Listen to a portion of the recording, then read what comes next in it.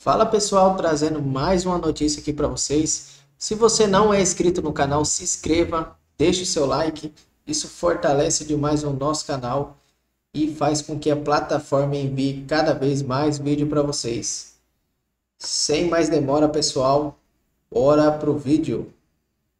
Pois é, agora falando um pouco continuando falando sobre política brasileira, porque a mídia, vamos repetir bem a mídia, né, tenta delegitimar o pedido de asilo de Eduardo Bolsonaro nos Estados Unidos. Comentaristas distorcem a realidade da perseguição judicial contra a família Bolsonaro e questionam o pedido de asilo de Eduardo Bolsonaro, ignorando essa perseguição sistemática do STF.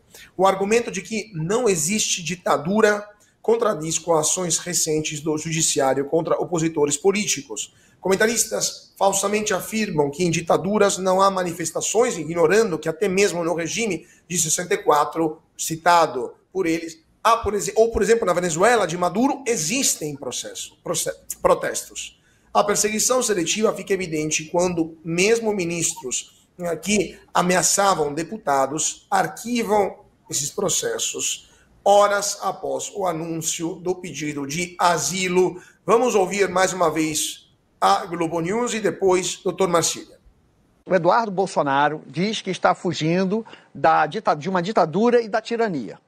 Mas isso ocorre 2 dias depois do seu pai liderar uma manifestação política dentro do seu próprio país. Quer dizer, que tirania é essa que o pai vai para as ruas, junta ali dezenas, 17 mil, segundo a USP, mas junta 18 mil, junta seus partidários ali, faz uma manifestação política, ataca decisões que ele considera injustas do judiciário, ou seja, exerce a liberdade de expressão, inclusive seus direitos políticos, normalmente vai para casa.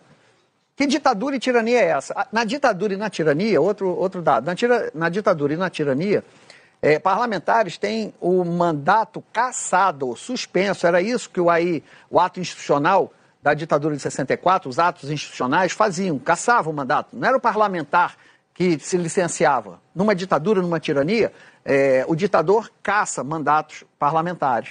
E, por fim, tem que decidir, ou ele entrava numa comissão, ou ele é um perseguido numa tirania. Como é que numa tirania, numa ditadura, o parlamentar é cotado para aspira a ser presidente da comissão de relações exteriores, ou seja, não bate o conceito de ditadura e tirania para a realidade da família Bolsonaro. Evidentemente não temos limites ao delírio. Queria só, antes de passar a palavra para o doutor Marcília, relembrar para o nosso público o caso Daniel Silveira, por exemplo, um deputado que foi preso por ter feito uma live. Eu queria relembrar o caso do deputado Marcel Van Hatten também, que foi incluído no inquérito do fim do mundo por ter falado do palanque. Queria lembrar o caso do deputado Deltan Dallagnol, que foi cassado por uma regra inventada. Ou do senador Sérgio Moro também, que quase perdeu o mandato por causa de uma piada contra o ministro Gilmar Mendes. E a gente poderia, Carla Zambelli também, mesma coisa, e poderíamos continuar colocando como única constante em todos esses casos que são parlamentares de direita. Todos de direita. E quando deputados acabam sendo pegos com a mão na marmelada, na rachadinha, como André Janones, e são réu confessos, aí é acordo de não perseguição penal e vida que segue. Doutor Marcília, só para a gente explicar para o nosso público também, esse pedido de asilo político do deputado Eduardo Bolsonaro nos Estados Unidos, na sua opinião, será acatado pelos americanos? Quais são os extremos disso e as consequências disso também na política brasileira, especialmente após essa decisão ultra rápida do ministro Alexandre de Moraes, que acatou um pedido da PGR sobre arquivamento do pedido de retirada do passaporte? Olha, Cauti, só para a gente, enfim, fazer um registro aqui, se a gente partir do princípio de que numa ditadura ou numa tirania, como disse o jornalista, as pessoas não se autoexilam e sim são exiladas, então eu queria que ele me explicasse como ele pensa a respeito da figura do Chico Buarque, que se autoexilou em meio à ditadura militar, salvo engano, em 69. Sentiu que a coisa estava preta para ele e se exilou, foi para a Itália, se autoexilou. Então Chico Buarque é o quê? Para esse jornalista, um fujão? porque é assim que estão nomeando também o Eduardo Bolsonaro. Seria isso? Sobre manifestações durante ditadura, bom, manifestações acontecem também durante ditaduras. Mas as pessoas são rechaçadas, as pessoas apanham se manifestam durante ditaduras. Bom, aqui no Brasil as pessoas também apanham quando falam, quando se manifestam, quando exercem a sua advocacia, quando exercem o seu jornalismo. A gente está vendo a própria Defensoria dizendo que o STF viola os direitos da defesa. Imagina, a Defensoria, que é o Estado, que faz parte do Estado, dizendo que o Estado está violando os direitos dela, Estado. Então, isso daí é típico de quê? De democracia?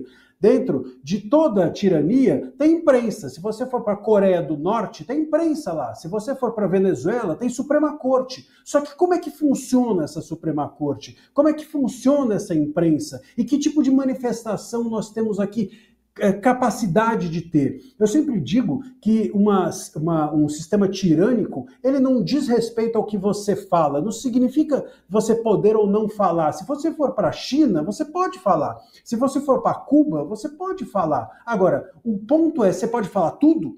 Você pode falar tudo o que você quiser? Será que esse jornalista que acabou de dizer que aqui no Brasil a gente tem manifestação livre, ou Hugo Mota, que disse que dentro do Brasil não há exilados e não há veículos censurados nem nada disso, será que essas pessoas têm coragem de ir para o palanque e adjetivarem, como bem entenderem, alguns ministros do STF, como a gente faz com alguns políticos, da mesma forma ácida? Eu acho que esse é o ponto. Tirania não tem a ver com o que você fala, tem a ver com o que você não fala. E esse é o ponto que nos liga e nos aproxima dos sistemas tirânicos. Sobre essa questão do asilo, eu acho possível, sim, que seja acolhido esse pedido, justamente porque nós estamos diante de uma decisão política. Veja, basta a gente olhar para o fato de que o ministro Moraes deixou rolar esse pedido feito por 2 deputados petistas sobre a retenção do seu passaporte a respeito da função que ele foi exercer fora do país, uma função lícita, uma função legislativa. O parlamentar, ele não está adstrito a fazer leis, e sim a defender o ponto de vista que ele acredita ser necessário.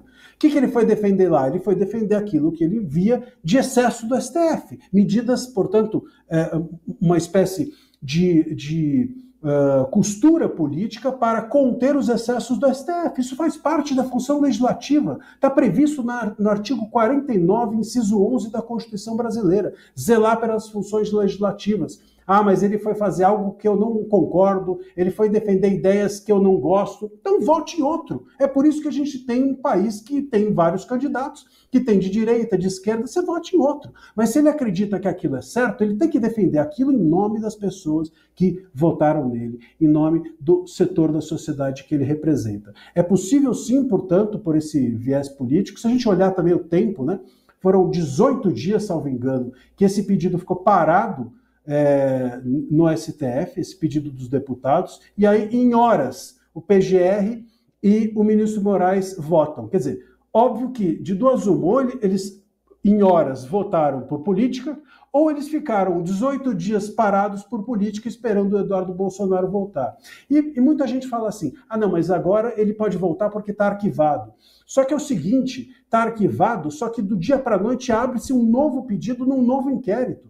Porque é assim que funciona. A gente tem os inquéritos hoje do STF e centenas de petições esparsas que orbitam em torno desses inquéritos. Então basta amanhã o Eduardo Bolsonaro pisar aqui que um deputado pode abrir qualquer outro pedido e parece que tudo vale, porque qualquer pedido vai para frente e novamente ele está com a espada no pescoço. Vale o pedido de asilo e se for concedido o pedido de asilo, isso pode resultar para o Brasil sanções políticas e econômicas, porque não tem coisa mais típica de um regime tirânico do que um parlamentar não conseguir se sentir confortável de exercer a sua função dentro do país. Não tem coisa mais tirânica do que um parlamentar não acreditar que pode ser respaldado pela própria Constituição. Se a Constituição do país não protege um parlamentar, imagina a situação do povo desse país.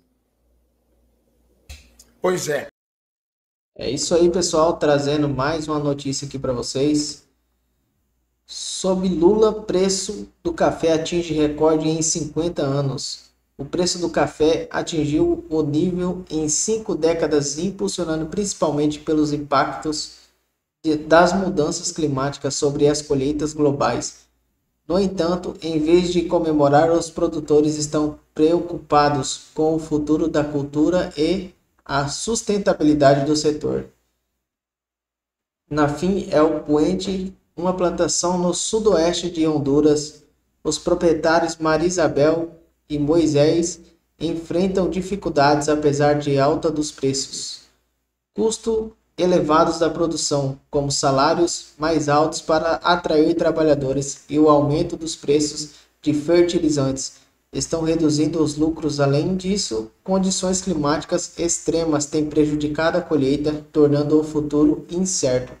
Para nós, produzir café é nossa vida, mas muitos produtores estão começando a perder esperança, afirmou Herrera. É isso aí, pessoal. Tá complicado, não tá fácil.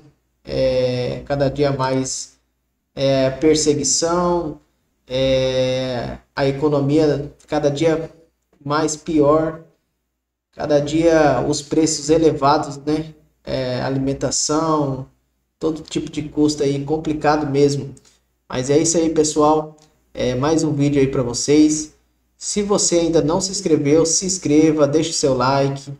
Isso fortalece demais o nosso canal. Até o próximo vídeo, pessoal.